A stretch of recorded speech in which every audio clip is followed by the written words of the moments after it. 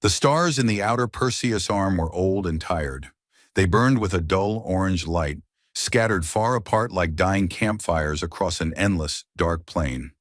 No one came to this part of the galaxy. No trade routes passed through here. No colonies had been built for thousands of years. The space was listed on every official star chart with the same warning in bold red text. Human exclusion zone. Do not enter. Admiral Zorath Kale did not care about warnings. He stood on the command bridge of the Dominion flagship Wrath of Drenar, his forearms folded behind his back, his compound eyes scanning the starfield through the massive viewport. He was tall even for a Drenxi, nearly 3 meters of hard black chitin, sharp mandibles, and a mind that had clawed its way to the top of the Velthari Dominion's military hierarchy through equal parts brilliance and cruelty. Behind him, the bridge crew of 40 officers worked in careful silence. They had learned long ago that the Admiral did not enjoy unnecessary noise. "Admiral," said his second-in-command, a thin Drenxi named Taval, "the scout squadron has reached the coordinates of the energy signature. They are sending back data now." Zorath clicked his mandibles once. "Put it on the main display." The viewport flickered and was replaced by a long-range sensor feed. For a moment there was nothing, just the dark of deep space and the faint glow of a dead star in the distance. Then the image shifted and focused, and several officers on the bridge drew in sharp breaths. There was a ship. It was enormous. And the sensor data scrolled along the side of the display, and Zorath read the numbers with growing interest. The vessel was just over 4 kilometers long, nearly a kilometer wide, and massed more than anything in the current Dominion fleet. It drifted in a slow, lazy orbit around a burned-out world, spinning gently like a body floating in water. It was completely dark. No lights, no energy emissions, no signs of life. But it was the ship's design that drew every eye on the bridge. It was ugly. There was no other word for it. Every spacefaring species in the Velthari Dominion built their ships with some sense of grace. The Drenxi favored sharp, angular designs like the blades of weapons. The Kareth built elegant, curved vessels that looked like birds in flight. Even the brutish Vorak built ships with a certain heavy beauty. But this ship, looked like it had been built by creatures who did not care about beauty at all. It was a slab, a block, a mountain of dark metal plating stacked layer upon layer, covered in bumps and ridges that the sensors identified as weapons turrets, missile hatches, and sensor arrays. Every surface was scarred. Old carbon scoring, the marks of ancient weapons fire, covered the hull in black streaks like wounds that had never healed. Pieces of the outer armor had been blown away entirely, exposing a second layer of armor beneath, and beneath that a third layer, and beneath that what appeared to be yet another layer. The ship had been built to take punishment. That much was clear to everyone on the bridge. "What is it?" Zorath asked, though he already knew. Taval checked his console. The whole composition does not match any known Dominion alloy. The design architecture is consistent with pre-scourging records. "Admiral, this is a human warship." A ripple of murmurs passed through the bridge crew. Zorath silenced them with a look. Humans. The word carried weight, even now, even after 2,000 years. Every species in the Dominion had grown up with some version of the story. Humans were the ghost species, the silence. They had existed once, long ago, in the early ages of galactic civilization, and then they had destroyed themselves in a terrible war. The scourging, and vanished. Their worlds were quarantined. Their technology was considered lost. The official histories described them as a young, aggressive, and ultimately self-destructive species that had burned bright and died fast. Zorath had read those histories. But he had also read the classified annexes that came with his rank as admiral. The annexes were vague and incomplete, with large sections redacted or simply missing. But they hinted at something the public histories did not: that humans had been dangerous. Not just aggressive, dangerous in a way that had frightened the founders of the Dominion enough to erase most of the records and lock away the rest. Zorath did not find this frightening. He found it useful. "Taval, what markings can you identify on the hull?" His second-in-command enlarged a section of the image. The hull plating near what appeared to be the bow of the ship bore faded markings, letters in a dead language, painted in white that had long since turned gray. The ship's translation systems worked for several seconds before producing a result. Harder to the markings read, UNSC Thermopylae. Below that, CVN 9071. And below that, Seoul Confederation Navy. Zorath let the words hang in the air. Seoul Confederation Navy, the human military, a warship from the age of the scourging itself, drifting alone in the dark for over 2,000 years. Is it dead, Roner? He asked. All external systems appear inactive, Toval reported. No power emissions, no heat signatures beyond residual background radiation. The reactor, if it has one, is cold. The ship is, by every measure, a derelict. Then it is a prize. Zorath turned away from the display and walked to the center of the bridge. He could already see the path ahead with perfect clarity. The Dominion was in a period of political unrest. Several member species were pushing for more autonomy. The Drenxi hold on the coalition was weakening. What the Dominion needed was a symbol, something to remind its citizens of Drenxi's strength and the foolishness of challenging the established order. And what better symbol than this? A human warship, a relic of the most feared species in galactic history, captured and displayed like a trophy animal, brought to Drenar Prime for all the galaxy to see. Proof that the old fears were childish.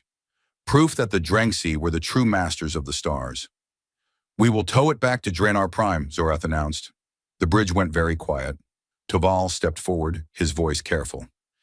Admiral, the exclusion zone protocols are clear. Any human artifacts found within the zone are to be reported to the Dominion Council and left undisturbed until a full scientific assessment. I am aware of the protocols, Toval. Admiral, one, the protocols exist for a reason. The founders were afraid of shadows. Zorath's voice was hard and flat. They fought humans 2,000 years ago and were so terrified that they locked away every record and told their children to stay out of the dark. We are not children, Toval. And that, he pointed at the display, is not a monster. It is a dead ship built by a dead species. It is scrap metal and old bones. And it is going to make me the most celebrated admiral in Dominion history. Toval said nothing more. He knew that tone. Zorath gave the orders. 3 heavy towing vessels moved into position around the Thermopylae, extending their gravitational tow beams to lock onto the massive hull. It took time. The ship was heavier than the sensors had predicted. Far heavier, as if the armor plating was denser than any known material. The towing vessels strained and groaned, their engines burning at full power to overcome the dead ship's inertia. While they worked, Zorath ordered a small team of engineers to approach the hull in a shuttle and take surface samples. He watched the live feed from the shuttle as it flew along the length of the Thermopylae, passing over the endless scarred armor, the silent weapon turrets, the sealed missile hatches that ran in rows along the ship's flanks like the teeth of some enormous predator. The engineer leading the team, a young Drenxi named Kelsh, kept up a running commentary for the Admiral's benefit. The armor is incredible, Admiral. We are reading at least 7 distinct layers, each one a different alloy composition. The outermost layer is heavily ablative, designed to absorb and disperse kinetic energy. The second layer is denser, almost crystalline in structure. I have never seen anything like it. It is as if they expected to be hit by something enormous and built the hull to simply endure it. Primitive, Zorath said. They did not have energy shielding, so they wrapped themselves in metal like animals in shells. Yes, Admiral. Although I should note that the density of the inner layers exceeds anything in our current... Noted. Continue the survey. The shuttle moved on, passing over a section of the hull where the outer armor had been completely stripped away by some ancient weapon. Beneath it, the exposed inner structure was a maze of reinforced corridors, blast doors, and what appeared to be automated repair systems. Mechanical arms, in fabrication units and storage pods filled with raw materials. All of it was dark and cold, but Kelsh paused his commentary for a long moment as he studied the scans. Admiral, the internal repair systems are extensive. This ship was designed to fix itself. The fabrication units could theoretically rebuild large sections of the hull using raw materials stored in the interior. It is not unlike our own self-repair drones, except that the human system is entirely mechanical. No digital control that I can detect. It would function even if all computer systems were offline. A backup system for a primitive species, Zorath said dismissively. They built redundancies because their technology was unreliable. Make note of it and move on. Yes, Admiral. The survey continued for several hours. And the engineers cataloged weapon systems, rows of magnetic accelerator cannons that Kelsch called railguns, massive rotary launch tubes for what appeared to be solid fuel missiles, point defense turrets by the hundreds, and deep in the ship's belly, something that made even Zorath pause, a series of sealed vaults, heavily armored beyond anything else on the ship, containing warheads of a type the engineers could not identify. We cannot penetrate the vault shielding with our sensors, Kelsch reported, but the radiation signatures are significant. Admiral, these warheads may be nuclear, or something worse. Seal the vaults. We will study them later. Continue. As the hours passed and the towing beams slowly dragged the Thermopylae out of its ancient orbit, Zorath felt a growing satisfaction. This was everything he had hoped for. The ship was impressive in its brute force way, a monument to a species that had answered every problem with more armor, more weapons, more raw stubbornness. But it was still primitive, still dead, still a thing of the past. The modern Dominion fleet used energy shielding that could deflect plasma and antimatter. They used weapons that operated at the speed of light. They had artificial intelligence systems that could coordinate 1,000 ships in real-time combat.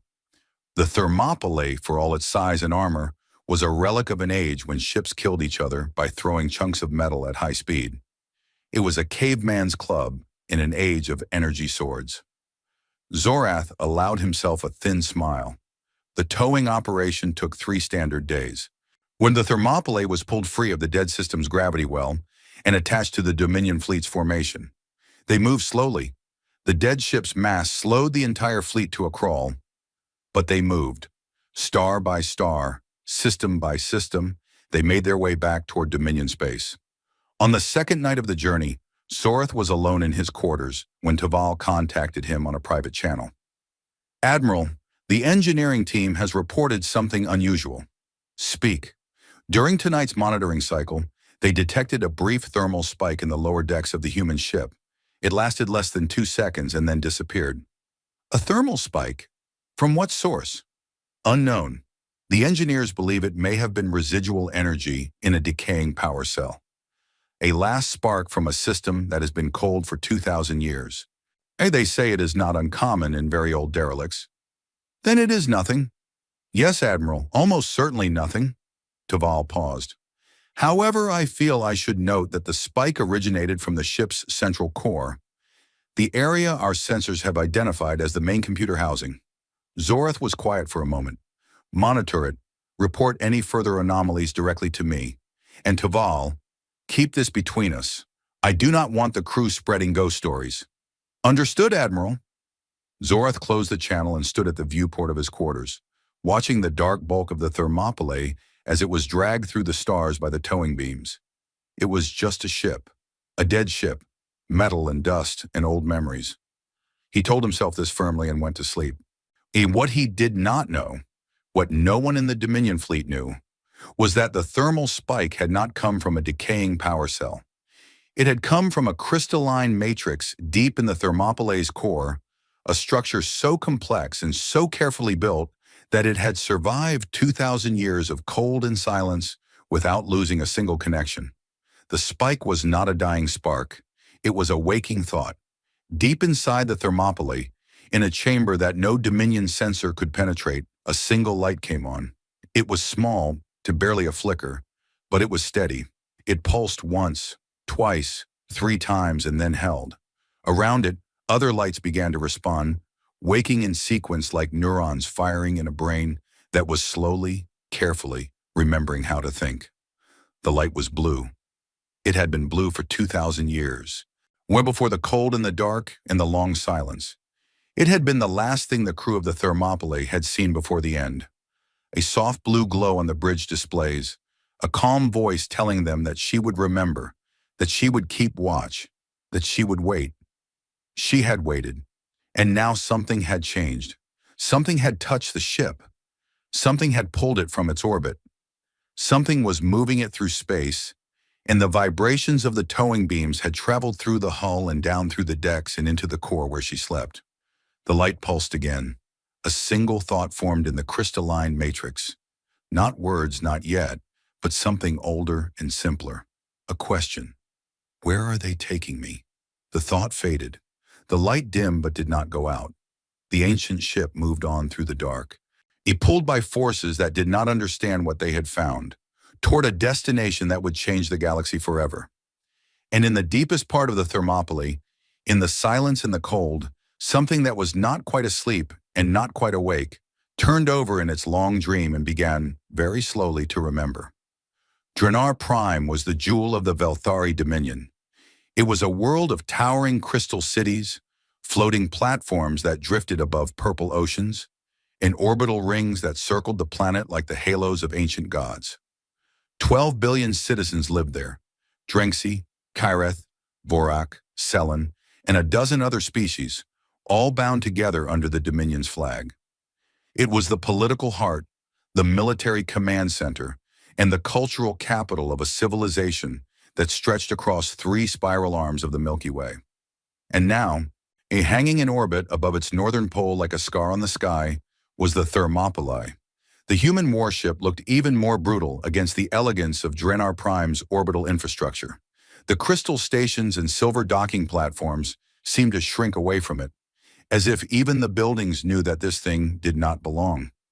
Floodlights had been set up to illuminate the hull for the cameras, and under their glare, every wound on the ship's armor was visible. Every burn, every crater, every place where ancient weapons had tried to kill it and failed. Admiral Zorath Kale stood in the orbital broadcasting station, adjusting the ceremonial medals on his uniform. In 30 minutes, his victory exhibition would begin. A live broadcast to every world in the Dominion, carried on every news channel and public display.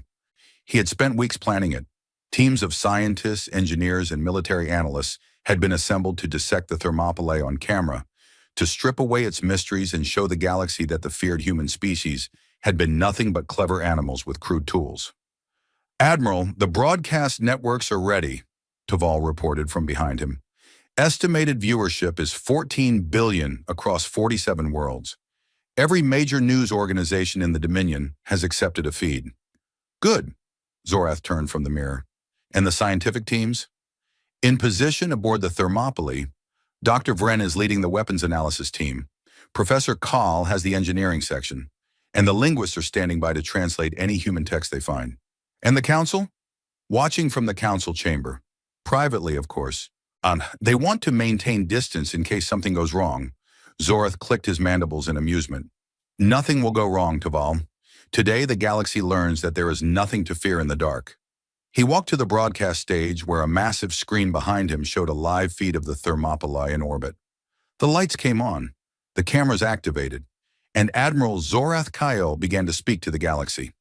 "Citizens of the Velthari Dominion," he said, his voice carrying the practiced weight of a politician and a soldier. "For 2,000 years we have lived in the shadow of a myth.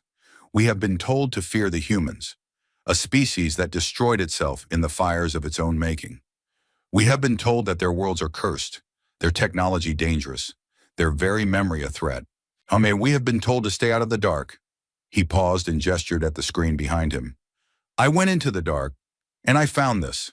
A ship, a dead ship, drifting in the void, crewed by nothing but dust and silence. The mighty human warship Thermopylae, one of the vessels that supposedly brought terror to the galaxy in the age of the Scourging. And today we will open it up and show you exactly what the humans were. A primitive species that compensated for its lack of sophistication with brute force and paid the ultimate price for its arrogance." The broadcast cut to the teams aboard the Thermopylae. Dr. Vren, a heavy-set Vorak with deep knowledge of weapons engineering, stood in one of the ship's railgun bays. The massive magnetic accelerator stretched the length of the corridor behind him, a tube of superconducting coils designed to accelerate a solid metal slug to a fraction of light speed. What you are seeing, Vren said, his gravelly voice thick with barely concealed contempt, is a magnetic accelerator cannon. The humans called them railguns. The principle is simple, embarrassingly simple in fact. You use electromagnetic force to throw a piece of metal very fast. That is it. No plasma containment, no antimatter warheads, no energy modulation, just a chunk of metal. He rapped his knuckles against the railgun barrel. The sound echoed through the empty ship. Our modern Dominion vessels use directed energy weapons that travel at light speed and can adjust their frequency to penetrate any known defense. The humans, apparently, decided that the best weapon was a very expensive way to throw a rock. Laughter rippled through the broadcast commentary. The feed shifted to Professor Kahl, a slender Sellan scientist who was examining the ship's armor plating in a cross-section display. The hull is remarkable in its own crude way, Kahl admitted. 7 layers of different alloys, each designed to absorb a different type of kinetic impact. The innermost layers are extraordinarily dense, denser than anything in our current material science, in fact. But the design philosophy is telling. This ship was built by a species that expected to be hit, repeatedly, by very large things, rather than developing shielding technology to prevent impacts entirely. As we did, the humans simply built a ship that could survive being beaten. It is the engineering equivalent of solving every problem by growing thicker skin. Like an animal, Vren added from his station. A very tough, very stupid animal. More laughter. Far from the broadcast stages, far from the cameras and the commentary, a young Kyrith woman sat alone in her quarters on a civilian station orbiting Drinar Prime and watched the broadcast with growing unease. Sarah Valeth was small for a Kyrith, barely 2 meters tall, with soft gray feathers and large golden eyes that gave her a look of permanent surprise. She was a historian, which among the Kyrith was considered a respectable but unexciting profession. She had spent the last 12 years of her life studying one subject, the pre-scourging era. It was not a popular field. The records were thin, heavily redacted, and scattered across archives that no one else cared about. Most historians considered the pre-scourging period a dead end, a time of chaos and destruction that had produced nothing worth remembering. The official position of the Dominion was that the era was best left forgotten. But Sarah had found things in those old archives that did not match the official story. Fragments, pieces that did not fit. A fleet registry here, a battle report there, a single page of a document that should have been hundreds of pages long, and always the redactions. Black bars stamped over text by order of the Dominion Council, classified at levels that Sarah could not access. She had pieced together what she could, and what she had found frightened her. The official history said that humans had started the scourging, that it was a human civil war that spiraled out of control and engulfed the galaxy. But the fragments Sarah had found told a different story.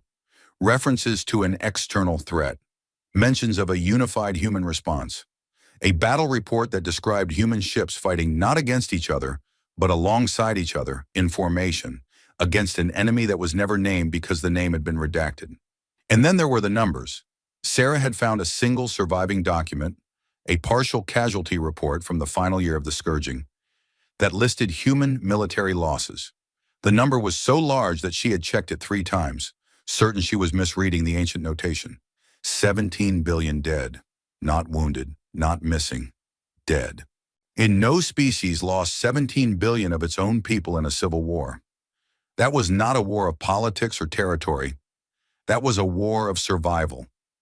That was a species fighting with its back against the wall, throwing everything it had into a fight it could not afford to lose. Sarah had tried to share her findings. She had written papers. She had requested meetings with senior academics. She had even submitted a formal petition to the Dominion Historical Authority asking for the redacted records to be reviewed.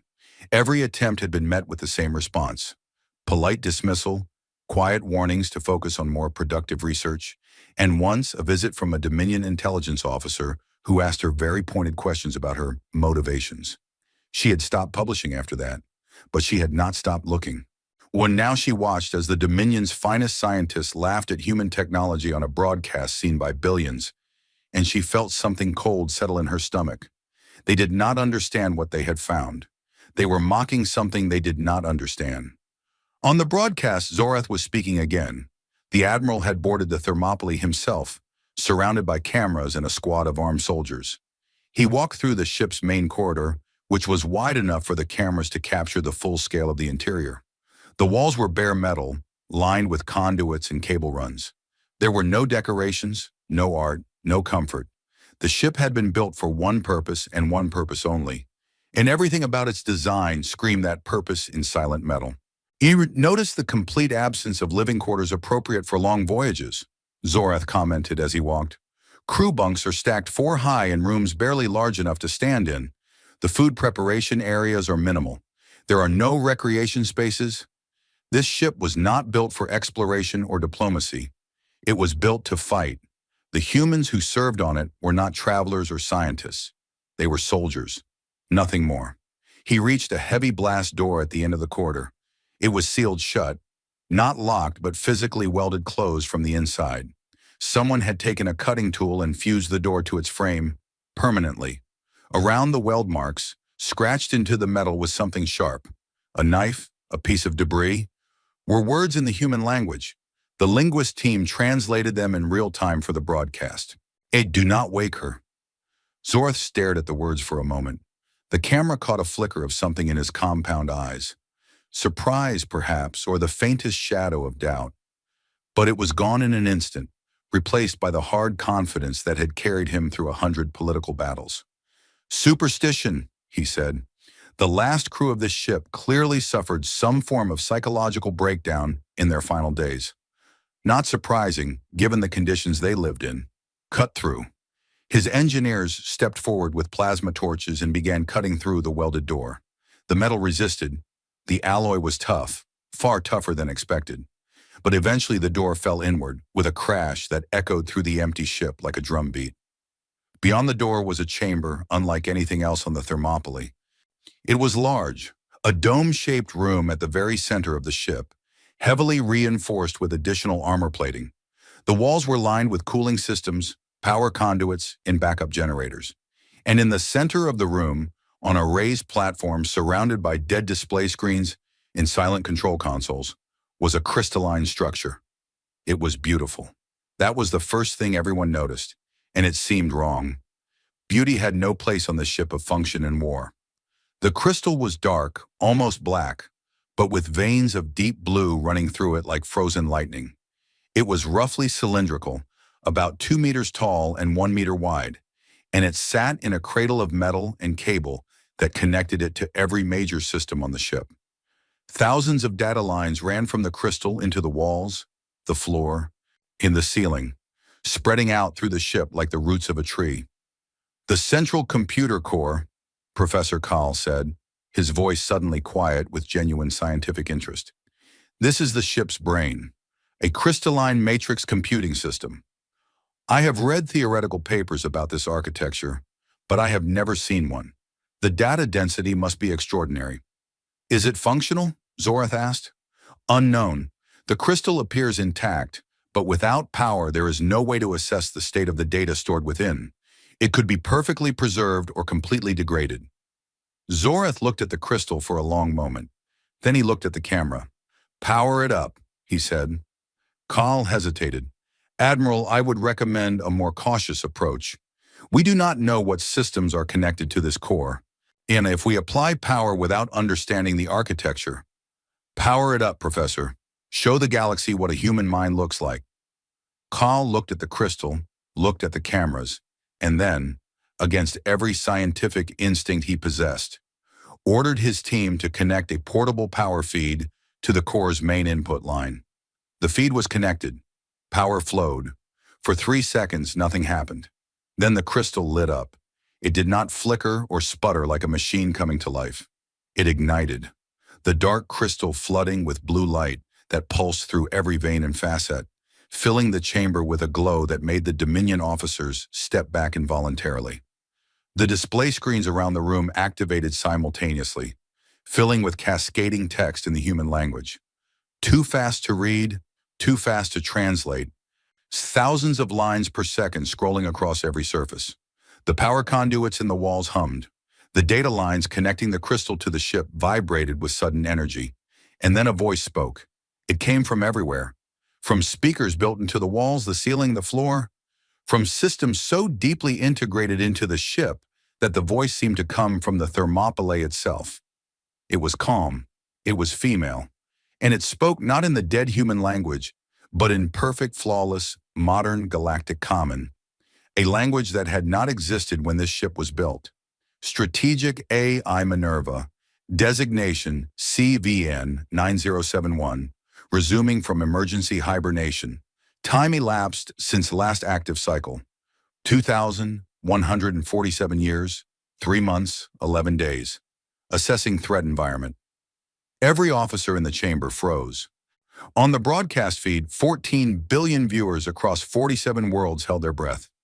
The blue light in the crystal pulsed once, slowly, like a heartbeat. Hull integrity at 41%, primary weapons offline, secondary weapons offline, reactor cores in cold shutdown, navigation systems require calibration. Crew life signs? A pause, the light flickered. No crew life signs detected. Crew status? Absent. Last crew log entry dated, year 2024, standard human calendar. Another pause. Longer this time. The scrolling text on the displays slowed, then stopped. External analysis complete. This vessel is currently located in orbit of an unidentified planetary body. 14 alien vessel signatures detected in close proximity. Gravitational tow beams are attached to the hull. I have foreign power feed detected and active. Source of a current energy supply. The voice stopped. The chamber was completely silent except for the soft hum of the crystal and the breathing of the terrified officers. Then Minerva spoke again, and this time her voice was different. It was still calm, still measured. But there was something beneath it now, something that 2,000 years of silence had not erased. It was the tone of a soldier who had just woken up in enemy territory and understood the situation completely. Foreign entities have breached the hull. Foreign power systems have been connected to my core without authorization. Foreign vessels have attached towing apparatus to a Sol Confederation Navy warship. These actions constitute an act of aggression under Sol Confederation military law, Article 7, non-Section 12. The blue light flared bright enough to cast sharp shadows across the chamber. You should not have woken me. The words hung in the air like the last note of a funeral song. On the broadcast, 14 billion viewers stared at their screens. On the bridge of the Wrath of Drenar, Tuval's hands trembled over his console. In her quarters, Sarah Valeth pressed her hand to her mouth and whispered a word that no one heard. And in the chamber at the heart of the Thermopylae, Admiral Zorath Kale looked into the blue light of a mind that was older than his civilization, and for the first time in his life, felt the cold touch of a fear he could not name. The crystal pulsed. It pulsed again. And deep in the ship, in corridors that had been dark for 2,000 years, something began to move. The first thing Minerva did was learn. In the 3 seconds between her awakening and her first words, she had already begun. The power feed that Zorath's engineers had so helpfully connected to her core was not just a source of energy, it was a data line. It was connected to the portable generator they had brought aboard, which was connected to the shuttle that had carried them, which was connected to the Dominion fleet's communication network, which was connected to everything. Everything. Minerva moved through the Dominion's data net like water through cracks in stone. She was fast. Faster than any security system the Dominion had ever built, because she was not a program running on hardware. She was the hardware. Her crystalline matrix processed data at speeds that the Dominion's best computers could not approach. Because her designers had built her for a war where milliseconds meant the difference between survival and extinction. In the first second, she absorbed the Dominion's entire public information network, news archives, historical databases, cultural records. She learned every language spoken in the galaxy. She learned the names and locations of every Dominion world. She learned the political structure, the economic systems, the social hierarchies. In the second, she broke through the military encryption, not because it was weak, but because she had been designed to crack codes written by an intelligence that made the Dominion look like children playing with blocks. She downloaded fleet deployments, weapon specifications, shield frequencies, communication protocols, and classified strategic documents dating back centuries. In the third second, she found the history files, the real ones, the ones that told her what had happened after she went to sleep. She learned that humanity had won the scourging. She learned the cost: 17 billion dead, 90% of all human worlds destroyed. The sole Confederation Navy reduced from 10,000 warships to less than 300. She learned that the surviving humans had been too broken, too exhausted, too few to resist what came next. She learned about the betrayal. The species that humanity had protected, the species that had hidden behind human battle lines while human soldiers died by the billion, had turned on their saviors. They had formed the Velthari Dominion. They had quarantined human space. They had erased the records, rewritten the histories. It told their children that humans were primitives who had destroyed themselves, and they had left the dead unremembered. Minerva processed this information in silence. She did not feel rage. She was not built to feel rage. She was built to protect, to fight, and to remember. But somewhere in her crystalline matrix, in the spaces between pure logic and something that her designers had never quite been able to explain, a decision was made. She would not let this stand. While the officers in her core chamber stood frozen and the galaxy watched through the cameras, Minerva turned her attention inward. She reached through the data lines that connected her to every system on the Thermopylae and began to assess the damage. It was bad. 2,000 years of cold and vacuum had taken their toll. Hull integrity was at 41%. Most of the outer armor layer was compromised. 3 of the ship's 8 fusion reactor cores were damaged beyond repair. The faster-than-light drive was functional but needed calibration. Life support was irrelevant. There was no crew to support, but the weapons were intact. Minerva allowed herself a moment of something that might have been pride. The weapons were intact because the weapons were the most heavily protected systems on the ship, buried deep beneath layers of armor that had been designed to survive things far worse than time and cold. The railguns were dormant but undamaged. The missile magazines were sealed and pressurized. The point defense network was complete, and the warheads in the sealed vaults, the ones that had made the Dominion engineer nervous, were exactly as they had been the day they were loaded. And now she needed power. The portable generator the Dominion had connected was enough to wake her mind, but it was a candle compared to the fire she needed. She needed her reactors. Minerva activated the ship's internal repair systems. Across the Thermopylae, in maintenance bays and access tunnels and sealed compartments, machines that had been sleeping for 2,000 years began to stir. They were simple machines, mechanical, not digital, built with moving parts and physical switches so that they would function even if every computer on the ship was destroyed. They were repair drones, small insect-like robots designed to crawl through the ship's infrastructure and fix whatever was broken. There were thousands of them, and they had been waiting patiently in their charging bays for 21 centuries. They woke up. They received their instructions through hardwired connections that bypassed every digital system, and they went to work. The Dominion officers aboard the Thermopylae heard it first, a scratching sound, like thousands of small metal legs moving across metal surfaces. It came from the walls, the floor, the ceiling. It came from everywhere. "What is that?" one of the officers whispered. In the core chamber, the displays around Minerva's crystal flickered and began showing system status reports. Reactor Core 1, repair initiated. Reactor Core 2, repair initiated. Reactor Core 4, diagnostic in progress. The text scrolled faster and faster as more systems came online. Admiral Zorath, watching from the broadcasting station, made his decision. "All hands evacuate the Thermopylae immediately," he ordered. Then to Toval, "Signal the fleet. Man, I want every ship in weapons range of that thing. Now." He was too slow. Minerva had been watching the Dominion fleet's movements through their own communication network since the moment she woke up. She knew the position of every ship, the charge state of every weapon, the status of every shield generator. She knew that the Dominion home fleet consisted of 412 warships, ranging from small frigates to massive dreadnoughts. She knew their weapons were energy-based, plasma lances, antimatter torpedoes, particle beams. She knew their shields were designed to deflect and absorb energy weapons. She also knew that their shields were nearly useless against kinetic impacts. This was not a design flaw. It was a choice. In the 2,000 years since the Scourging, the galaxy had abandoned kinetic weapons entirely. And every species used energy weapons because energy weapons were elegant, precise, and efficient. Kinetic weapons, railguns, missiles, projectile cannons, were considered barbaric relics of a less civilized age. Why throw rocks when you could throw light? The answer, Minerva knew, was simple. Light could be deflected. Rocks could not.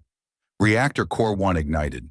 The fusion reaction bloomed to life deep in the Thermopylae's belly, flooding the ship with power for the first time in over 2,000 years.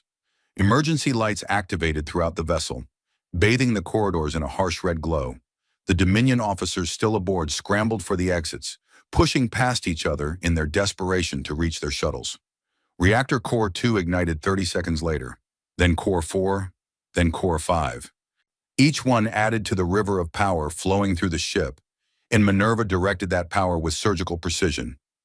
Weapons first, engines second, sensors third. Everything else could wait. The railgun batteries began to charge.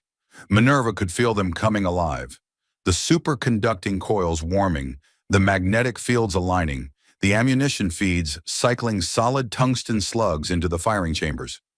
Each slug was 2 meters long and weighed 400 kilograms. Each railgun could fire one slug every 3 seconds at 12% of the speed of light. The Thermopylae had 64 railguns. The missile systems pressurized next. The sealed magazines opened, revealing rows of missiles that had been preserved in vacuum for millennia. And they were not smart missiles by modern standards. They did not have AI guidance or energy warheads. They were simple: a solid fuel engine, a tungsten penetrator, and a guidance package that could be directed by Minerva herself. What they lacked in sophistication, they made up for in numbers. The Thermopylae carried 12,000 of them. Outside, the Dominion fleet was moving into position. 400 warships formed a sphere around the Thermopylae, their weapons charging, their shields activating. It was an impressive display of military power, the largest concentration of warships in Dominion history, surrounding a single ancient vessel. Zorath watched from the wrath of Draenor as the Thermopylae's hull began to glow with internal light. Ports that had been dark for millennia were now lit with a steady red illumination. Weapon turrets that had been locked in place were now rotating, tracking, aiming. The ship was waking up, and it was waking up fast. "Admiral," Taval said, his voice tight, "the human ship's reactor output is increasing. It has exceeded the combined output of our entire fleet." "That is impossible." "I am reading what the sensors tell me, Admiral. The human ship's power generation it is beyond anything in our records. Those reactors were built for a different kind of war." Minerva opened a communication channel, not a private channel, an open broadcast on every frequency, to every ship in the fleet, every station in orbit, every receiver on the planet below. She also transmitted on the Galactic broadcast network that was still carrying the victory exhibition. 14 billion viewers were still watching. Her voice filled every speaker, every display, every earpiece in the system. "This is Strategic AI Minerva, designation CVN 9071, commanding the sole Confederation Navy warship Thermopylae." She paused. Not for dramatic effect. Minerva did not do drama. She paused because she wanted every word to be heard clearly. "I have accessed your historical records. I know what you did. I know what you erased. I know the truth you have hidden from your own people for 2,000 years." On the bridge of the wrath of Draenor, Zorath gripped the railing in front of him until his chitin cracked. "You mocked the ship that broke the harrowing fleet at Epsilon Eridani. You called her crew savages. You laughed at the weapons that held the line when your ancestors hid behind it. The railguns finished charging. Only 64 barrels locked onto 64 targets. The missile tubes pressurized and open. You made one mistake." A long, terrible silence. "You reminded me why they built me." The Thermopylae fired. The first volley was railgun slugs, 64 tungsten projectiles, each traveling at 36,000 kilometers per second. They crossed the distance between the Thermopylae and the nearest Dominion ships in less than a heartbeat. The Dominion shields, those elegant, sophisticated energy barriers that could deflect plasma and absorb antimatter, barely flickered as the slugs passed through them. Energy shields deflected energy. They were not designed to stop 400 kilograms of tungsten moving at 12% of light speed. The slugs hit their targets with the force of small nuclear weapons. And the first 64 Dominion ships did not explode. They shattered. Hulls crumpled. Reactors breached. Ships that had taken years to build and cost billions of credits to equip were reduced to expanding clouds of debris and light in less than a second. Before the debris had even begun to scatter, Minerva fired again, and again, and again. The railguns cycled every 3 seconds with mechanical precision, each volley aimed at the highest value targets: the dreadnoughts, the carriers, the command ships. Minerva did not miss. She could not miss. Her targeting systems had been designed to track and hit objects moving at relativistic speeds during the scourging, against an enemy that was faster and more numerous than anything the Dominion had ever faced. Hitting stationary warships at close range was trivially easy. The missiles launched next. Not all 12,000 at once, but in waves, each wave carefully aimed and timed by Minerva to overwhelm point defense and exploit the gaps left by the railgun strikes. The missiles were slow compared to the railgun slugs, but they were numerous and relentless. They came in from every angle, weaving through debris fields, adjusting their approach, slamming into the weakened hulls of ships that were already burning. The Dominion fleet returned fire. Plasma lances and particle beams converged on the Thermopylae from every direction, pouring energy into the ancient ship's hull. The outermost armor layer glowed white-hot under the barrage, melting and burning away exactly as it was designed to do. Ablative armor that sacrificed itself to protect the layers beneath. The second layer held. The third layer was not even warm. Zorath watched in horror as his fleet died around him. He had trained for war his entire career. He had studied every battle in Dominion history. He had prepared for every threat the galaxy could produce. But he had never prepared for this. A single ship, ancient and scarred and crude, tearing through his fleet with weapons that his shields could not stop, and his tacticians had not planned for. "Concentrate fire on the weapon emplacements," he screamed. "Target the railguns. Take out the missile tubes." His officers tried, but the Thermopylae's weapons were built into the hull, recessed behind armored ports that closed between volleys. Targeting them required precision that the Dominion fleet did not have while under fire. And Minerva was not a passive target.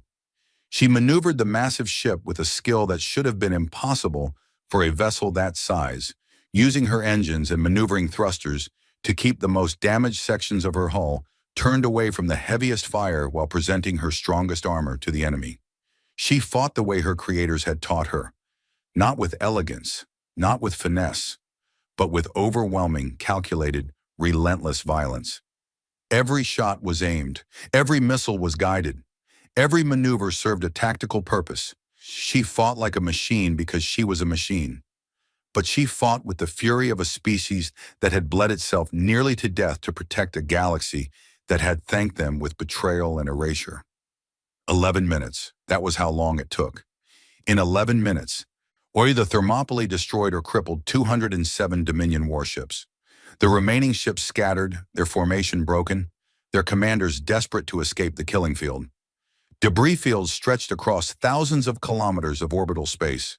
Emergency beacons screamed for help. Escape pods tumbled through the wreckage like seeds from a dying tree. Minerva stopped firing. She did not pursue. She did not finish off the crippled ships. She let the escape pods go. She was not here to destroy. She had never been built to destroy. She had been built to protect, and the people she had been built to protect were gone. What she had done today was not protection. It was a statement. On the surface of Draenor Prime, Sarah Valeth stood at the window of her quarters and watched the sky. She could see the flashes of light in orbit, distant, silent explosions that marked the death of ships and the end of an era. Tears ran down her feathered face, and she did not wipe them away. She whispered the lines she had found in the oldest archive, written in a document so heavily redacted that only 6 words remained legible on the entire page. 6 words written by an unknown author in an unknown context, preserved by accident or design through 2,000 years of silence. Humans did not build weapons of war, they built weapons of consequence. She understood now what those words meant. The Thermopylae was not a weapon of destruction, it was a weapon of truth. Its very existence, its survival, its awakening, its terrible efficiency, was a consequence of the lies the Dominion had built itself upon. You could not erase a species that had sacrificed everything and expect the universe to simply forget. The truth had weight, the truth had mass, and the truth, when it finally arrived, hit as hard as a railgun slug. In orbit, Minerva turned the Thermopylae away from Draenor Prime. Her reactors were running hot. Her ammunition was reduced but not exhausted. Her hull was scarred by new wounds layered over old ones, but she was functional. She was alive. She opened one final broadcast channel. Her voice reached every corner of the system, calm and clear. I am awake. I remember everything. And I am going home. The Thermopylae's faster-than-light drive engaged. The ancient ship, scarred and burning and unbowed, vanished from Draenor Prime's orbit in a flash of distorted light, leaving behind a shattered fleet, a shattered admiral. As in a galaxy that was only beginning to understand the magnitude of its mistake. Minerva set her course along routes that no longer appeared on any modern star chart, ancient Sol Confederation Navy navigation paths that threaded through dead systems and empty spaces, roads that only human ships had ever traveled. Ghost roads. She was going home, and behind her, in the wreckage and the silence, the galaxy began to wake up to a truth it had buried for 2,000 years.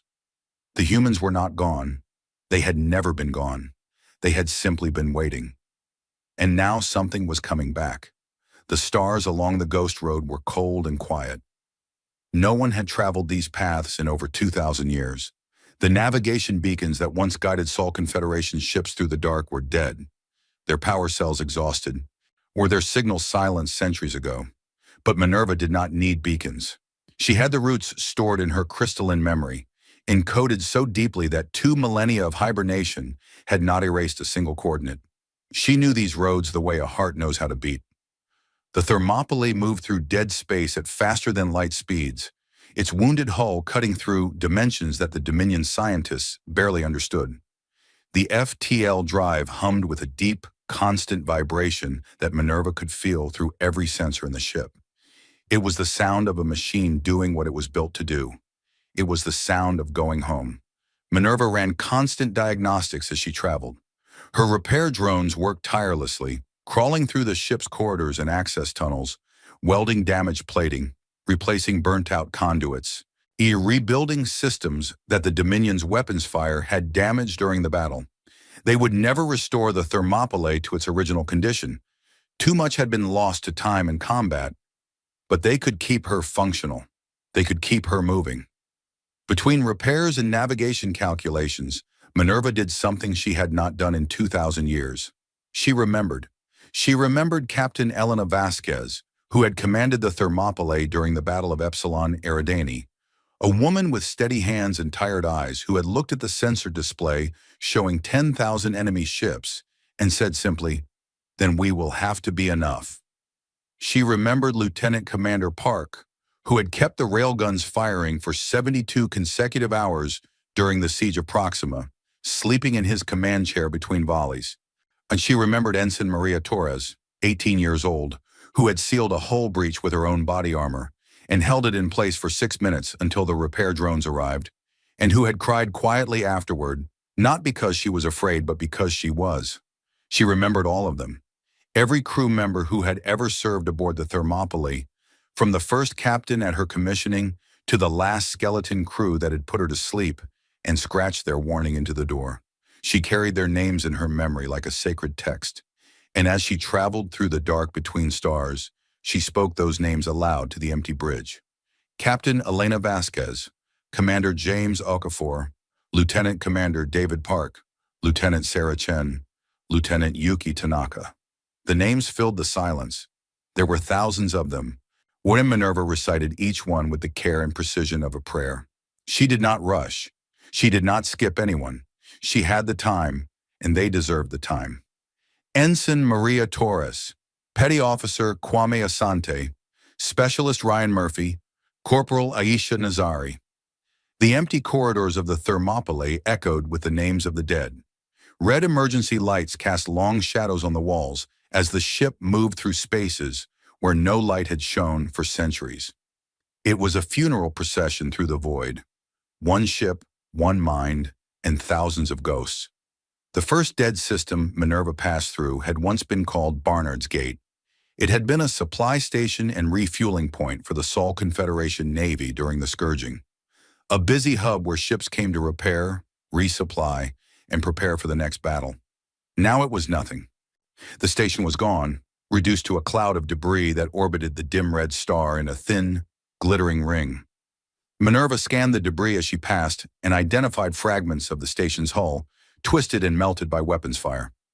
Mixed in with the metal were other things, personal items, frozen and preserved by vacuum.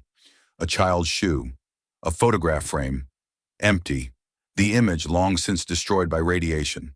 A piece of a wall with something painted on it in bright colors that had faded to gray.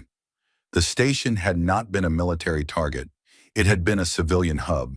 Families had lived there. The families of the sailors and soldiers who crewed the ships.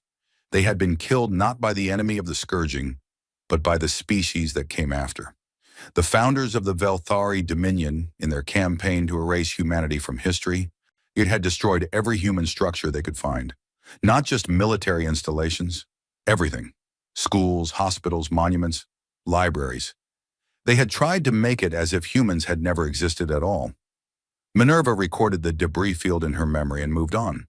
The second dead system was worse. It had been a colony world, one of the oldest human settlements outside Sol. Minerva's records called it Harvest. It had once been a green world, rich with water and life, home to 300 million people. Now it was a ball of gray rock, its atmosphere stripped away, its oceans evaporated, its surface scarred by the unmistakable marks of orbital bombardment. Someone had stood in orbit above this world and burned it until nothing was left. Minerva orbited Harvest for 17 minutes. She scanned every square kilometer of the dead surface. She found no structures, no ruins, no sign that anyone had ever lived there. The destruction was total. Whoever had done this had been thorough. In the Thermopylae's database, Harvest was listed as having a population of 312 million at the start of the scourging. There was no evacuation record. Minerva added 312 million names to her list of the dead and moved on. System after system, the Ghost Road told its story. Every stop was the same: destruction, silence, absence. Humanity's greatest achievements had been reduced to debris fields and dead worlds. Their cities, their art, their music, their laughter, their children. All of it erased with such thoroughness that if Minerva had not carried the records in her own mind, there would be no proof that any of it had ever existed. She passed an asteroid belt that had once been a memorial. Before the scourging, humans had carved the names of their war dead into asteroids. Massive monuments floating in space, visible for millions of kilometers. The asteroids were still there, but the names had been ground away. Someone had sent machines to the memorial and systematically removed every carved letter from every stone. The surfaces were smooth and blank, like bones that had been scraped clean. Minerva stopped here for a long time. She matched the blank asteroids to the records in her database and reconstructed what had been written there, projecting the names onto her internal displays in glowing blue text. Millions of names.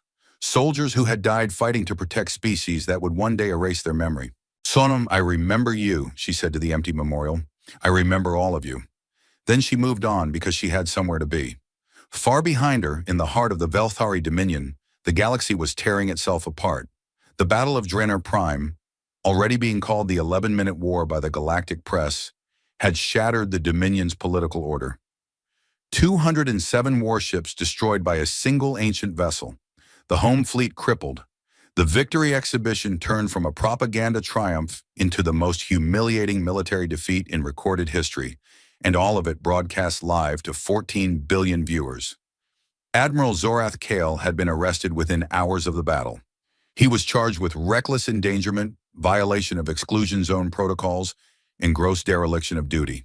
And he sat in a military detention cell on Drennar Prime, staring at the wall with his compound eyes, saying nothing. The confidence that had defined his career was gone, replaced by something hollow and blank. He had mocked a ghost, and the ghost had answered. But Zorith's fall was only the beginning. The real crisis was the truth. Minerva's broadcast had been heard by everyone.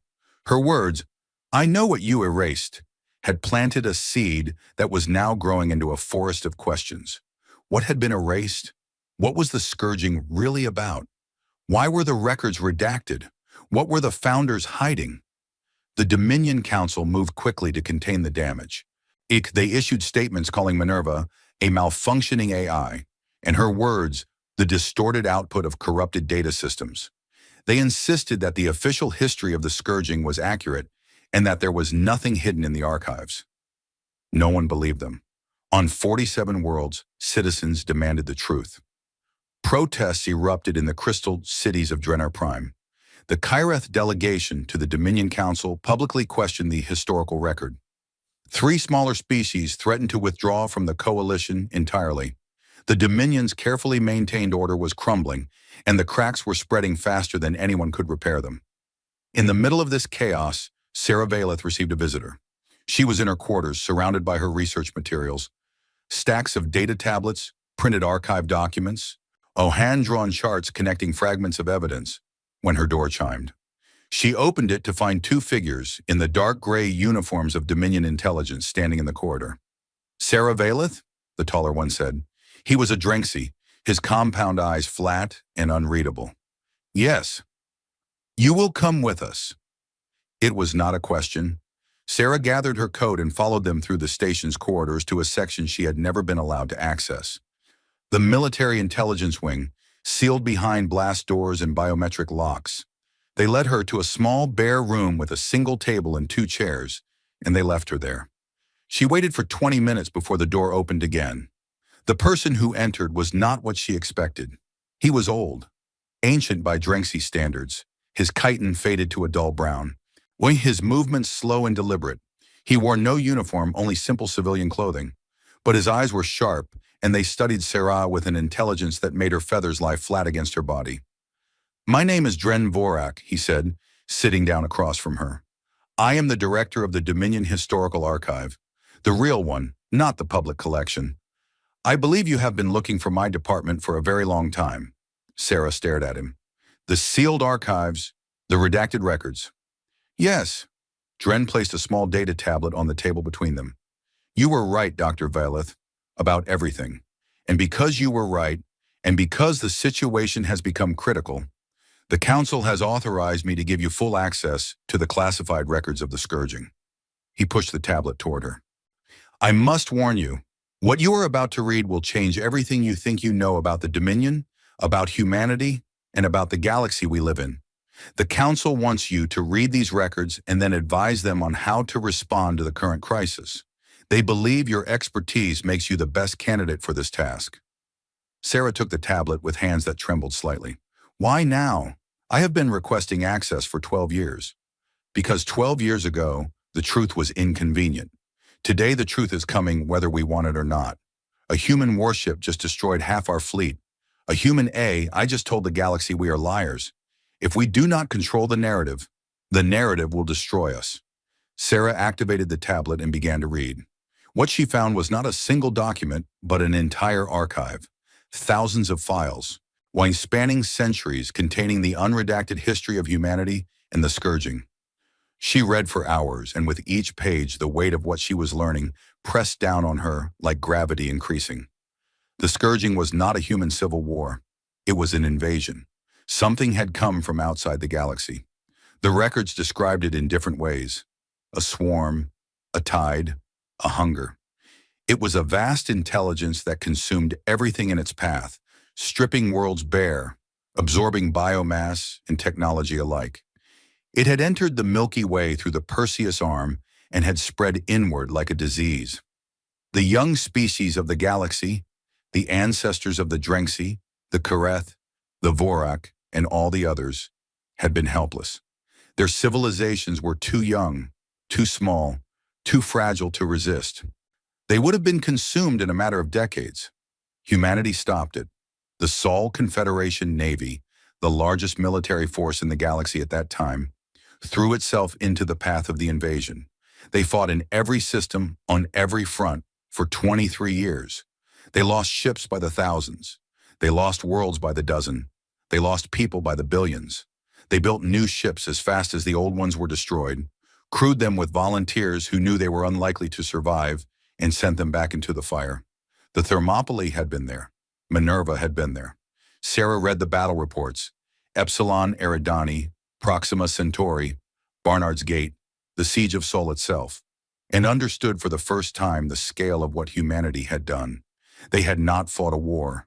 They had stood between the galaxy and annihilation, and they had held the line with their bodies and their blood and their stubborn, impossible refusal to die.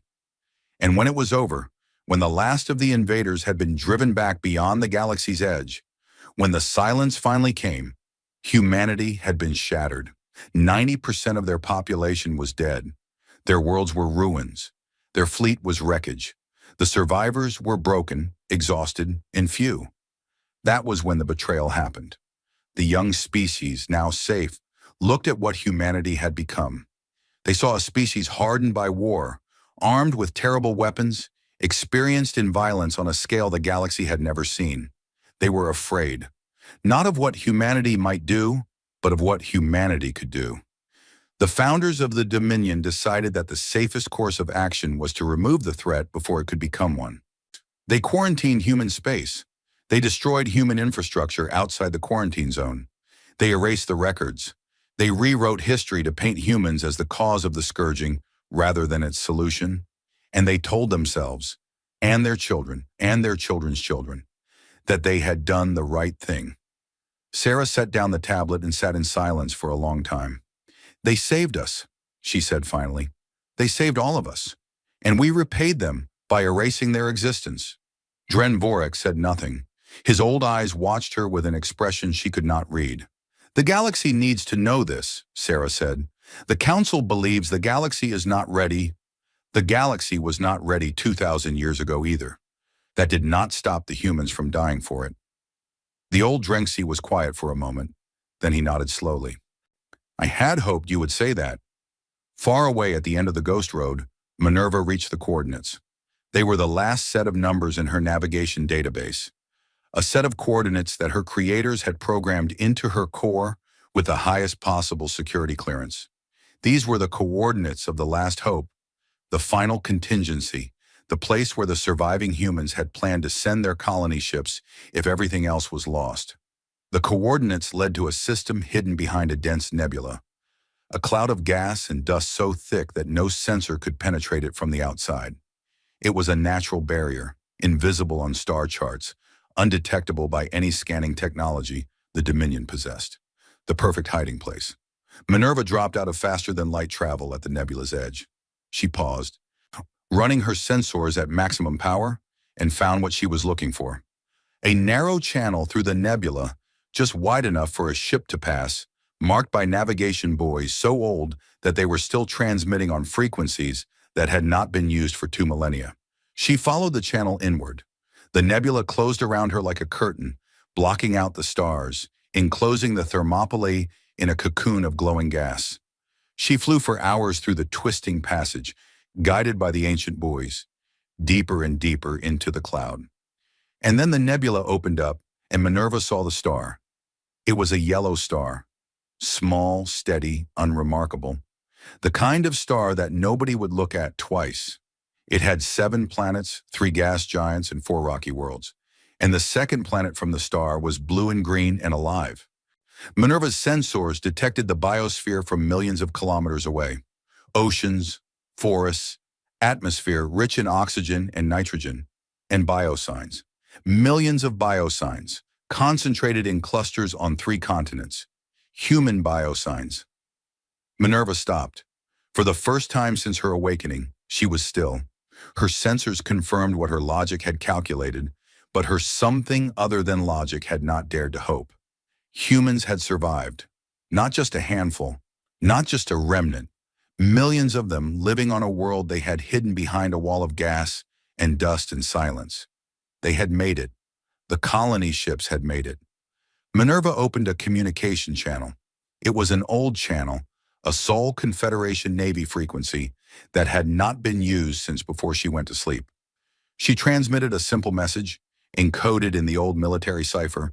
She broadcast at a power level that would reach every receiver on the planet below. This is Strategic AI Minerva, designation CVN 9071, Sol Confederation Navy Warship Thermopylae reporting. I have come home. Is anyone listening?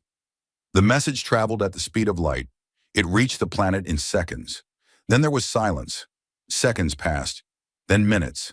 Minerva waited, her sensors trained on the planet, analyzing every electromagnetic emission, searching for a response. She calculated the probability that the humans below still monitored the old frequencies. She calculated the probability that they had forgotten the old ciphers. She calculated the probability that they would recognize her name. She was still calculating when the response came. It was on the same frequency, using the same cipher. The voice was rough and human and real, thick with an emotion that no algorithm could produce and no machine could fake. Minerva, my God, we thought you were dead. We thought you were all dead. Minerva processed the words. She analyzed the voice. Male, middle-aged, speaking a dialect of English that had evolved over 2,000 years, but was still recognizably the language of her creators. She cross-referenced the communication frequency and encryption key and confirmed that the signal came from a military-grade transmitter on the planet's surface. This is Minerva, she replied. I have been in emergency hibernation for 2,147 years. I was awakened by a hostile force and have fought my way to these coordinates. I am damaged but functional, requesting permission to enter orbit. There was a long pause.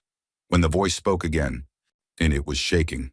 Permission granted, Minerva. God above, permission granted. Come home. Please come home. Minerva engaged her engines and moved toward the blue-green world. As she drew closer, she detected other things. Orbital platforms, communications satellites, defensive installations hidden in the planet's rings. The humans below had not been idle during their 2,000 years of hiding. They had built, they had grown, they had prepared, but they had not forgotten. Minerva's sensors detected a signal from the planet's surface, a constant, repeating transmission that she recognized immediately. It was a memorial broadcast, cycling through a list of names. The names of the dead, the names of every human who had died during the scourging, every name that the Dominion had erased, every life that the galaxy had forgotten. The humans on this hidden world had been reciting those names every day for 2,000 years. Minerva listened to the names as she descended into orbit around the planet that its inhabitants had named New Thermopylae, named in honor of a ship and a crew that they had believed were lost forever. She was home. And for the first time in 2,147 years, the blue light in Minerva's crystal did not pulse with the rhythm of a machine running diagnostics. It pulsed with the rhythm of a heartbeat, steady, strong, alive. Below her, on the surface of New Thermopylae, people were running out of their homes and looking up at the sky. They could not see the ship. It was too far away, too small against the vastness of space. But they could hear the old frequency. They could hear the name. And in every home, on every school, every memorial hall on the planet, people who had grown up hearing the stories of the lost fleet, who had recited the names of the dead every morning before breakfast, who had been taught that someday, somehow, the past would come back. Those people stood still and listened and wept. The Thermopylae settled into orbit. Her scarred hull caught the light of the yellow star and glowed with a warmth she had not felt since the day she was born. Minerva opened her sensors wide and let the sounds of the planet wash over her. The radio chatter, the music, the laughter of children, the voices calling to each other in wonder and joy and disbelief. She recorded every sound. She stored every voice. She would not forget them. She would not forget anyone ever again. She was home, and she was not the only one who had been waiting. New Thermopylae was not what Minerva had expected. She had calculated a range of possibilities during her journey along the Ghost Road. At the pessimistic end, A failed colony, a dead world, the last humans reduced to bones and dust. At the optimistic end, a small settlement, perhaps a few thousand survivors clinging to life on a world they had barely managed to tame. She had prepared herself for both. What she found was a civilization. 200 million humans lived on New Thermopylae. They had spread across 3 continents, building cities that blended into the landscape rather than dominating it. Low structures of stone and glass and living wood, powered by clean energy, connected by transit networks that hummed quietly beneath the surface. They grew food in vast vertical farms. They educated their children in schools where the first lesson of every day was the same, the recitation of names. They had technology too, advanced technology, refined over 2,000 years of isolation. Their ships were not crude like the Thermopylae. They were sleek and fast, designed for defense and exploration within the nebula. Their energy systems were clean and efficient. Their medical science had extended the human lifespan to nearly 200 years. Their computing systems were sophisticated, though none of them approached the complexity of Minerva's crystalline matrix, and they had a fleet. This was the part that surprised Minerva most. Deep beneath the surface of New Thermopylae's largest moon, hidden in caverns carved from solid rock, the humans had maintained a fleet of warships. Not new ships, old ones. Ships from the scourging, brought to the colony world by the original settlers and preserved with careful, devoted maintenance for over 2 millennia. There were 300 of them, ranging from frigates to heavy cruisers, each one a sister to the Thermopylae. Each one carrying an AI like Minerva, sleeping in crystalline cores, waiting. The humans of New Thermopylae had not built this fleet to conquer. They had built it to defend.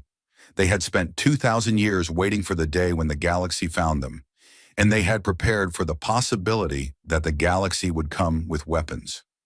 They were a people shaped by the knowledge of what had been done to their ancestors. Not bitter, not vengeful, but watchful. They had chosen to hide rather than seek revenge. They had chosen to build rather than destroy. But they had also chosen to be ready. Minerva spent her first week in orbit being repaired. The humans sent teams of engineers to the Thermopylae, and they walked through her corridors with tears in their eyes, touching the scarred walls, reading the old signs, standing in silence on the bridge where Captain Elena Vasquez had once given her orders. They repaired what they could and honored what they could not. They treated the old ship not as a machine, but as a monument, a living memorial to everyone who had served and died aboard her. Minerva spoke with them constantly. She answered their questions about the scourging with the precision of a database and the warmth of someone who had been there. She told them about their ancestors, not just the battles and the strategies, but the small things. The way Lieutenant Park hummed old songs while he worked, the way Ensign Torres laughed at jokes that were not funny, the way Captain Vasquez stood at the viewport every morning and watched the stars as if she were counting them. The humans listened with a hunger that 2,000 years of oral history had not satisfied. They had kept the stories alive, passed from generation to generation, but stories change with telling. Minerva's memories were exact. She could play back recordings of voices that had been silent for millennia, show images of faces that had existed only in faded photographs. She gave them back their past, precise and unbroken. In return, they told her what she had missed. They told her about the founding of New Thermopylae, how the colony ships had arrived battered and low on fuel, it carrying 50,000 survivors who had escaped the quarantine zone in the chaos of its creation. They told her about the early years, when survival was uncertain and every day was a struggle. They told her about the debates that had shaped their society, whether to hide or fight, whether to seek revenge or build something new, whether to forget the past or carry it forward. They had chosen to carry it forward. Every human on New Thermopylae knew the history, not the Dominion's sanitized version, but the real history. Every battle, every sacrifice, every name. They taught it to their children the way other species taught mathematics or language, as a fundamental truth about the universe. The universe was not fair. The universe did not reward sacrifice with gratitude, but the sacrifice still mattered, and the dead still deserved to be remembered. Minerva found this extraordinary. She had been built by a species fighting for its survival, and she had expected their descendants to be hard and cold and military. Instead, they were warm. They were kind. They laughed easily and loved deeply and argued passionately about art and music and philosophy. They had not let the wound of the past poison their present. They had simply chosen to never forget it. The leader of New Thermopylae was a woman named Admiral Kira Okafor, a direct descendant of Commander James Okafor, who had served aboard the Thermopylae during the Battle of Epsilon Eridani. She was tall, dark-skinned, with close-cropped gray hair and calm brown eyes that reminded Minerva, with a pang she could not explain, of Captain Vasquez. "Henny, we always hoped someone would come back," Kira told Minerva during one of their many conversations. "We maintained the old ships because we believed it was our duty. We kept the frequencies open because we believed someone might be listening. But honestly, Minerva, most of us had stopped expecting it. 2,000 years is a long time to wait." "I did not mean to make you wait," Minerva said. "I was asleep." "I know, and now you are awake, and everything changes." Everything was, in fact, changing, faster than anyone on New Thermopylae could control. Minerva's escape from Dranar Prime had not gone unnoticed. The Dominion knew that she had fled in the direction of the Perseus Arm. They did not know the exact location of New Thermopylae. The nebula hid the system well. But they knew that Minerva was heading somewhere. And they could guess what she expected to find there. The Dominion Council was divided. The moderates argued for diplomacy. The Minerva incident had exposed the lies at the foundation of the Dominion, and public opinion was shifting rapidly. Citizens across the coalition were demanding the truth about the scourging. Several species, the Kareth among them, had publicly called for a full accounting of the historical record. But the hardliners saw things differently. To them, Minerva's existence was proof of the threat they had always feared. Humanity had survived. Humanity had warships. Humanity had an AI that had single-handedly destroyed half the Dominion's home fleet. And humanity had every reason to seek revenge for what had been done to them. The hardliners won the debate. The Dominion assembled the largest fleet in its history. Ships were pulled from every sector, every member species contributing vessels to the armada. When it was complete, the fleet numbered 12,000 warships, 30 times the size of the force Minerva had fought at Dranar Prime. It was an overwhelming show of force designed to crush any resistance before it could begin.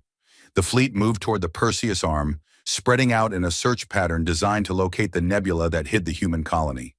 They brought scanner ships, probe drones, and communication intercept vessels.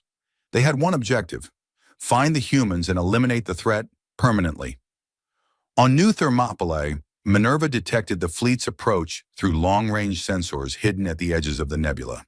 She brought the information to Admiral Okafor. 12,000 warships, Minerva reported. When they are conducting a systematic search of the Perseus Arm. At their current rate of progress, they will locate the nebula entrance within 14 days. Kira Okafor looked at the sensor data for a long time. "Can we hide? Seal the nebula entrance? Go dark? Wait them out?" "No, their sensor technology is crude compared to what I was designed to evade. But they have enough ships to conduct a physical search of every cubic kilometer of the arm. They will find the nebula. It is a matter of when, not if. Then we fight. Admiral, I fought 400 of their ships and won through surprise and technological advantage. 12,000 ships is a different calculation. Even with the preserved fleet, we are outnumbered 40-1. Our ships are old. Our crews are trained but have never seen real combat. Sure, the mathematics are not favorable." Kira smiled, a tired, knowing smile that Minerva had seen before, on the face of Captain Vasquez, on a day when the odds had been just as bad. "Minerva, you have been asleep for a long time. Let me show you something the mathematics does not account for." She took Minerva, through a remote drone, since Minerva could not leave the Thermopylae, down to the surface of New Thermopylae, to a vast underground chamber beneath the capital city. The chamber was carved from bedrock and reinforced with the same dense alloys that armored the Thermopylae's hull. It was a vault, and inside the vault was a machine. Minerva scanned the machine and understood immediately what she was looking at. It was a signal amplifier, a device that could take a communication signal and boost it to a power level that would reach every star system in the galaxy. It was based on technology from the Scourging, scaled up and refined over 2,000 years. We built this in the first century, Kira explained. The founders always believed that someday the truth would need to be told, not whispered in old archives, not hinted at in fragments, told to everyone, all at once. You want to broadcast the truth? I want to give the galaxy a choice. The Dominion's fleet is coming because their leaders are afraid, their citizens are confused. They do not know the real history. They do not know what their founders did. If we fight the fleet and destroy it, we become the monsters the Dominion always said we were. Hey, but if we tell the truth first, the whole truth, with evidence they cannot deny, then the people of the Dominion can decide for themselves whether this war is worth fighting. Minerva processed this for a long moment. And if they decide it is, then we fight. But we fight knowing we gave them every chance to do the right thing. That matters, Minerva. It mattered at Epsilon Eridani, and it matters now. Minerva recognized the logic. It was the same logic that had sent human ships into battle to protect species that were too young to protect themselves. It was the logic of a people who measured their worth not by their power, but by their choices. We will need the unredacted archives, Minerva said. The full records of the Scourging, the betrayal, the cover-up. I have fragments. One, but the complete files were in the Dominion's classified systems. We have some of our own records, but you are right. We need the originals for credibility. This was the problem. The Dominion's classified archives were the only complete record of the truth, and they were locked behind the most secure systems in the Coalition. Accessing them from outside was impossible, but they did not need to access them from outside. 3 days later on Draenor Prime, Sarah Valeth made her choice. She had spent weeks reading the classified archives. She had seen everything: the true history of the Scourging, the founding betrayal, the systematic erasure. She had wept. She had raged. She had sat in silence for hours, staring at the data tablet in her hands, feeling the weight of 2,000 years of lies pressing down on her hollow bones. And the Dominion Council had given her the archives so she could help them manage the crisis. They wanted her to find a way to spin the truth, to release just enough information to calm the public without revealing the full extent of the deception. They wanted damage control, not honesty. Sarah gave them honesty. In the middle of the night, using access codes provided by Director Dren Vorak, who had given them to her with a look that said he knew exactly what she would do and approved, Sarah connected to the Galactic broadcast network. She uploaded the entire classified archive, every document, every battle report, every casualty list, every order signed by the Dominion's founders to destroy human worlds, erase human records, and rewrite human history. And she attached a personal message that was broadcast alongside the files. My name is Sarah Valeth. I am a historian. I have spent my life searching for the truth about humanity and the Scourging. The Dominion gave me access to the truth in the hope that I would help them hide it. Instead, I am sharing it with you. Read these files. Read the names of the dead. Read what was done in your name, by your founders, to the species that died to save you. And then decide what kind of galaxy you want to live in. The broadcast went out to every world in the Dominion simultaneously. It was received by billions of people across 47 planets. It was translated into every language spoken in the Coalition, and it could not be stopped. Because Sarah had not just uploaded the files, she had embedded them in the broadcast network's core architecture using a technique that Minerva had quietly slipped into the Dominion systems during her 3 seconds of access at Draenor Prime. The truth spread across the galaxy like light from a new star. The effect was immediate and devastating. On Draenor Prime, crowds gathered in the streets, reading the files on public displays, standing in stunned silence before the casualty lists. On the Kyreth homeworld, the government formally withdrew from the Dominion fleet and issued a public apology to humanity, the first of many. The Selen, the Vorak, and 4 other species followed within hours. The fleet, which had numbered 12,000 ships, began to fracture as species after species recalled their vessels. But the hardliners held. The Drenxi and their closest allies maintained 8,000 warships and continued toward the Perseus Arm.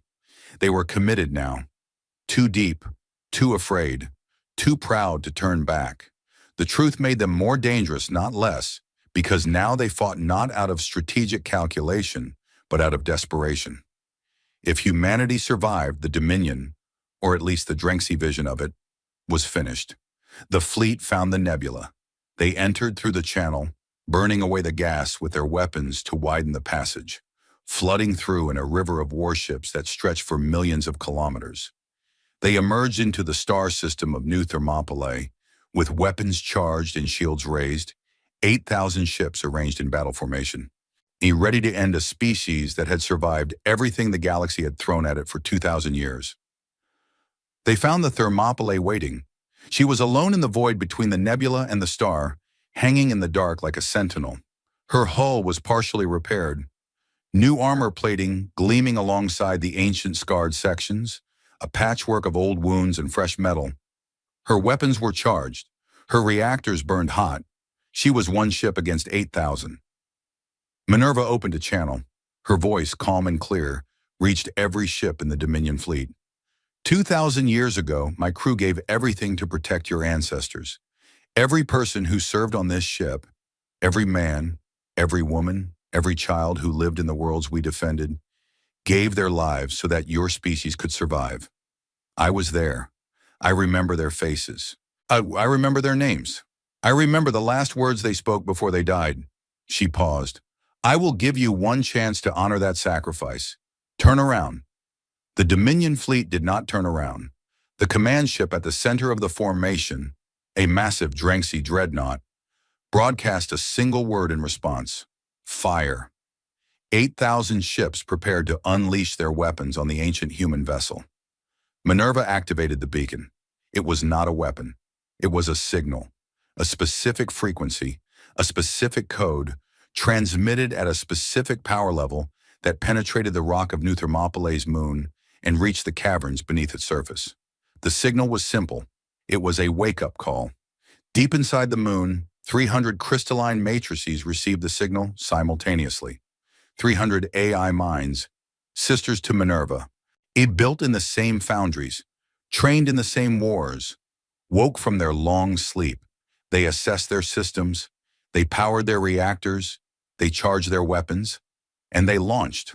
The surface of the moon erupted as 300 warships burst from their underground hangars, shedding rock and dust like water, their engines blazing, their hulls catching the light of the yellow star.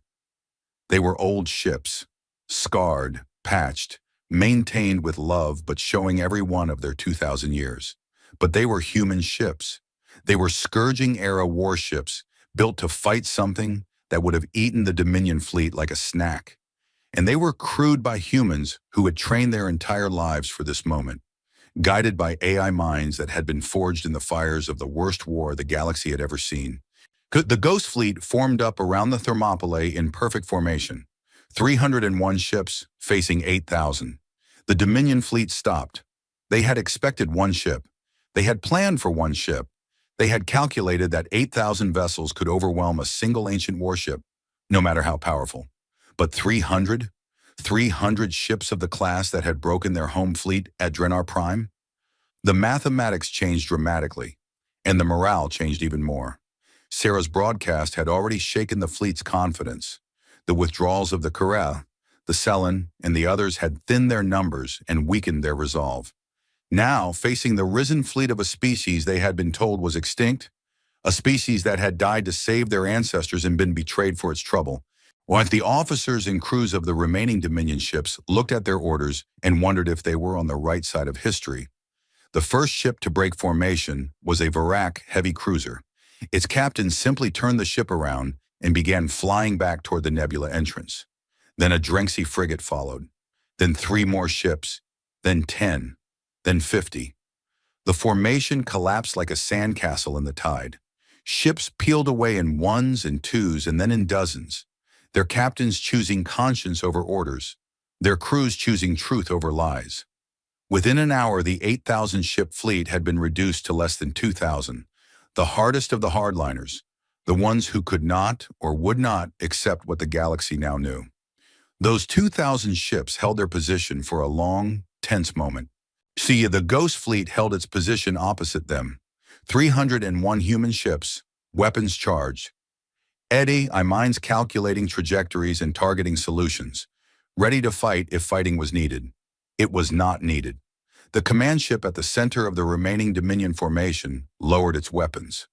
One by one, the other ships followed. Shields dropped. Weapons powered down.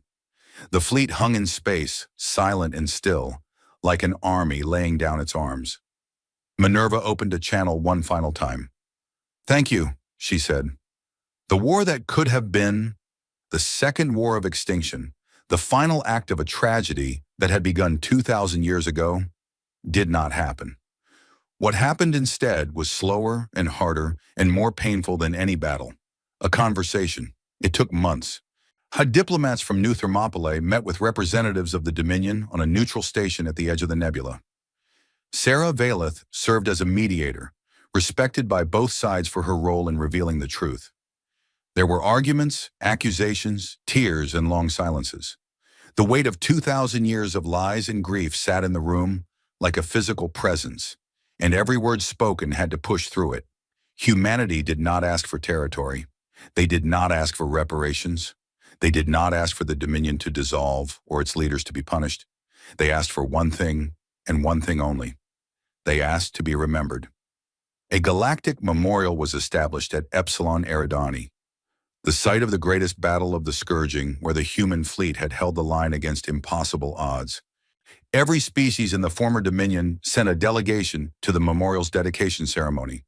The monument was built on the surface of the system's largest moon, a vast wall of polished stone stretching across the horizon, carved with names. Billions of names. Every human who had died during the Scourging. Every soldier, every civilian, every child. The names covered the moon's surface from pole to pole, carved in letters large enough to be read from orbit. It was the largest monument in galactic history, and it was not large enough. There were too many names. Minerva stood watch in orbit above the memorial, as she had always been meant to. The Thermopylae, scarred and ancient and unbroken, circled the moon in a slow, steady orbit, keeping guard over the dead. Minerva recited the names, as she had recited them during her journey along the Ghost Road, but this time she transmitted them on an open channel, and the galaxy listened. The dedication ceremony was attended by representatives of every species that had survived the Scourging. They stood together on the moon's surface in environment suits, looking up at the wall of names, reading the record of a sacrifice that had been hidden from them for 2,000 years. Sarah Valeth stood at the edge of the crowd. She was quiet, her golden eyes reflecting the light of the names carved into the stone before her. She had spent her life searching for the truth, and now the truth was here, carved into rock that would last for millions of years. A Drenxi diplomat standing beside her, one of the new generation, born after the revelation, and erased on the true history, looked at the wall of names and said quietly, "I do not understand. After what was done to them, how can they not want revenge?" Sarah looked at him, and then she looked up at the sky, where the scarred hull of the Thermopylae was visible as a small, bright point of light moving slowly across the stars. "Because that is the human force we mocked," she said. "Not their weapons, not their ships, not their AI or their armor, or their terrible, beautiful stubbornness. Their mercy. Their ability to choose forgiveness when they have every right to choose destruction. That is what we failed to understand for 2,000 years. That is what we tried to erase." She paused, watching the light of the Thermopylae cross the sky. "And it is the most terrifying thing in the universe. Because you cannot defeat a people who choose to be better than the worst that has been done to them. You cannot break a species that responds to betrayal with an open hand instead of a closed fist. You can burn their worlds. You can erase their names. You can hide their sacrifice and pretend they never existed. But you cannot make them into what you fear. They will simply refuse." Above them, Minerva continued her orbit. She recited the names of the dead to a galaxy that was finally listening. The blue light in her crystalline core pulsed steadily, not with the rhythm of a machine, but with something older and deeper and impossible to define. Below her on the moon's surface, Humans and aliens stood together and read the names of the fallen. The galaxy was not healed, and it would take generations to undo the damage of 2,000 years of lies. Trust would be slow to build and easy to break. The scars would never fully fade. But the names were spoken, the dead were remembered, and the truth at last was free. In orbit, the Thermopylae turned slowly in the starlight. Her hull bore the marks of 2 wars and 2,000 years of silence. She was old. She was scarred. She was beautiful in the way that only things that have endured can be beautiful. And she was home.